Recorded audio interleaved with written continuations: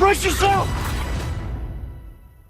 Welcome everybody to Beyond the Light episode 4. My name is Artyom, and in today's episode we are going to talk about the soundtrack and also how we crafted the in-game audio for 007 First Light. And for that we brought in our missions and audio director Dominic Vega, and also brought in the composers of the soundtrack for 007 First Light.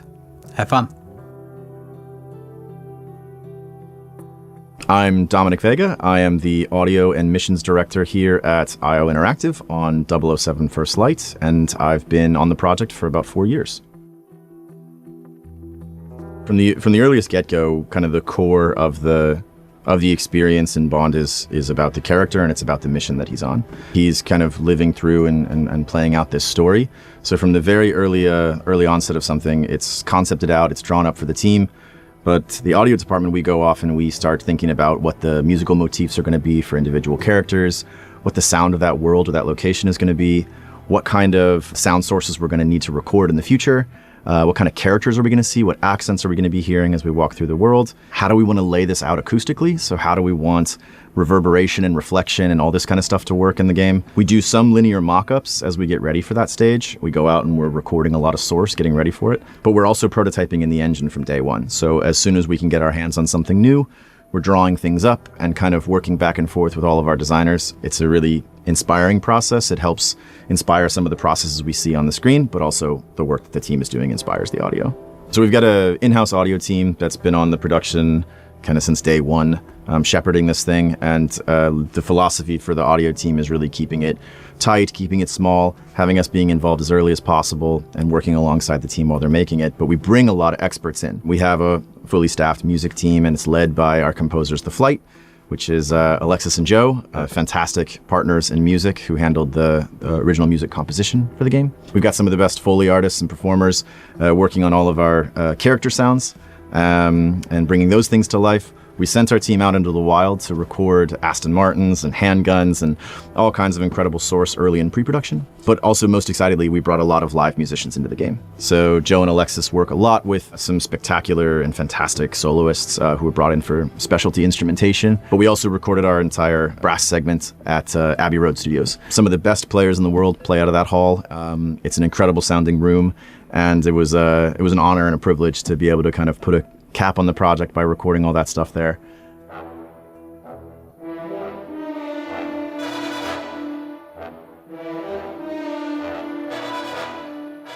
I'm Alexis, this is Joe. Together we are The Flight, composers on 007 First Light. When we started the project, actually with all projects that we do, we try and come in with our own angle on things. Saying that, we didn't want to update it too much.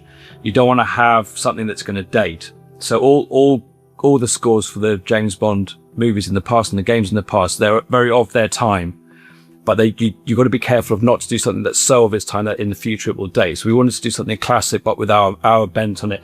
And we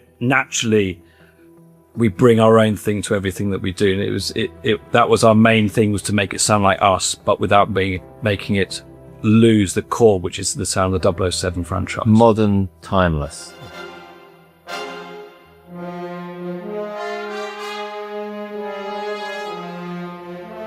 Well, the good thing about Bond is, as a franchise, because it's lasted so long, it's already gone through a lot of kind of musical tastes.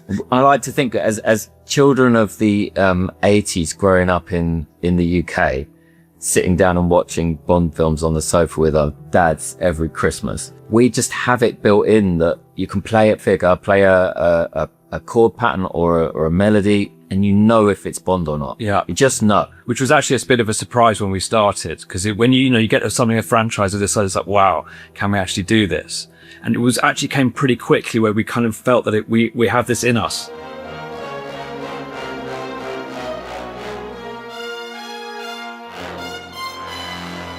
Because we're live players, it very quickly we put live instruments on the first, so after we get the idea going, one of the first things I'll do is pick up a bass guitar, or you'll pick up a guitar. We're very quickly working in the real world. It's not in the box. And then there's a creative path that you take where you follow the music while you're playing, and your ideas will come as we're jamming. And then eventually we start writing for the orchestra, and then that goes to an orchestrator, and then we go to Abbey Road.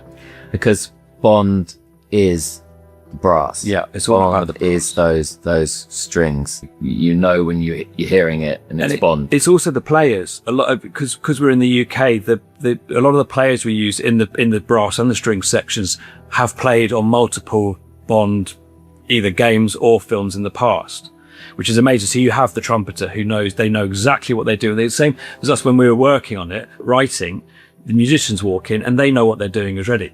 This is a bucket list thing for a composer, especially a British composer, recording James Bond at Abbey Road with 40 of the best musicians in London, recording Bond at Abbey Road. I mean, it doesn't get any better than that.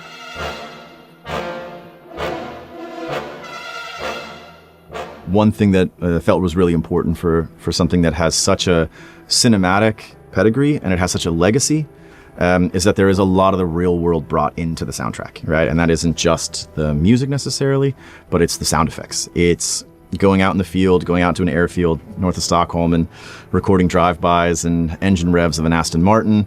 It's sending one of my sound designers out into the blistering snow to record pistols, to get quiet, non-reflective tales for the game. And then of course bringing in live musicians. There's a color and there's a flavor that you can feel in music when you've got people actually playing on top of it and playing alongside it. I think Joe and Alexis's music does a lot to lift the pixels on the screen. It brings you into the world. It reinforces the fantasy of being James Bond in this new world to him. But then more importantly, they brought in all these great players. So they always knew when to bring in a specialist to play on top of something. That extra little element, I think, is something that if you're an audiophile and if you're just a lover of the Bond music, that's something that's kind of for you. It's for people out there that can recognize and appreciate that little extra care that goes into crafting the sound. We want the sound of the game to be very handcrafted. We don't want it to feel artificial. We don't want it to feel hyper-processed. We want it to feel like I'm playing a film. Now, let's see what all the fuss is about.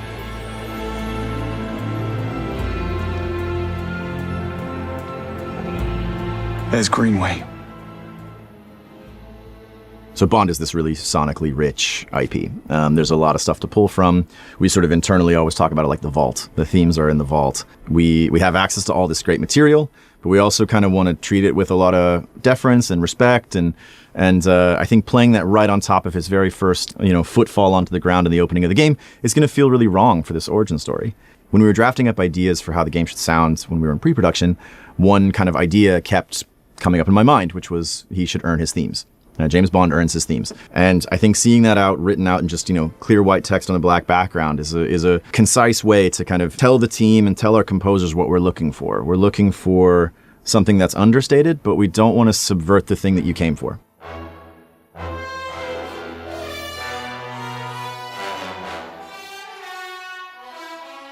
The opening of the game, where he's not actually 007 yet, has a completely different feel to much later in the game, where he's actually, he's done a few missions by this point. So there's the kind of the experience of Bond at that stage was kind of like how much of the well-known themes we were going to use. So you're earning those themes as you work through the game. And then the setting, would trigger different instrumentation ideas for us. I mean, obviously, most of the tracks all the way through will have strings and brass and the Bond instruments, but we try to also have a kind of specific for each kind of new level palette as well. Again, I don't want to ruin too much about the settings of the game, but there's some quite different settings, and so we could use some quite interesting different instruments. And we also kind of got the vibe of like, this one's more kind of classic Bond. Yeah. This one's more kind of, let's push it, the modernity as much as possible. So we'd talk through that, and then we'd kind of split the level into roughly kind of pieces of music that we might need for that level. We try and start that at the beginning every time. Yeah. So the introduction to the level, then into some exploration, and obviously there's going to be some stealth because you're a secret agent, and then there's going to be some action. We're also weaving in if there's any specific characters, either friend or foe, going to introduce some of their themes if they're important through the level as well. And the rest of it was just kind of going with the flow. We just keep writing. Keep writing Stop until it here says and stop. say, that's enough, we've got it. We've also got the cinematic moments as well, which can be, you can go really kind of big. And there are some moments in the game where you can really let rip and bring in the themes and bring in the bondiness and go for it.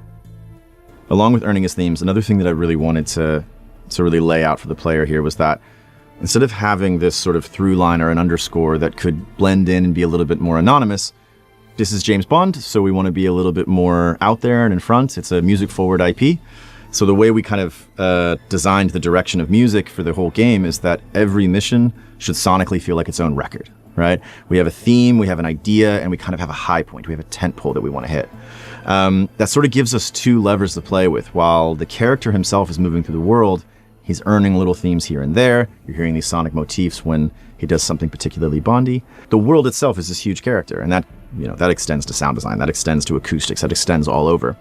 But musically speaking, we want to put the music in that space. Now, sometimes that's just music coming from radios, diegetic music that you hear, globe-trotting fantasy. But then other areas, it's actually embedded in the underscore. What I think The Flight did brilliantly is they found this beautiful medium between moving between Southeast Asian music and then into the Bond score and back out into this downtown London gala experience, back into the Bond motifs. We're sort of traversing this very carefully and trying to bring out the most of everything. The last thing about the album feel of every mission is that as opposed to having music kind of sit in the background, or music is maybe a little bit more subtle or subdued, we sort of established this term internally just called a needle drop. And so we would just, when we were working with The Flight, when we were working with our music team, we would just kind of identify a moment where we say, like, this is where the record scratches and the needle drops here.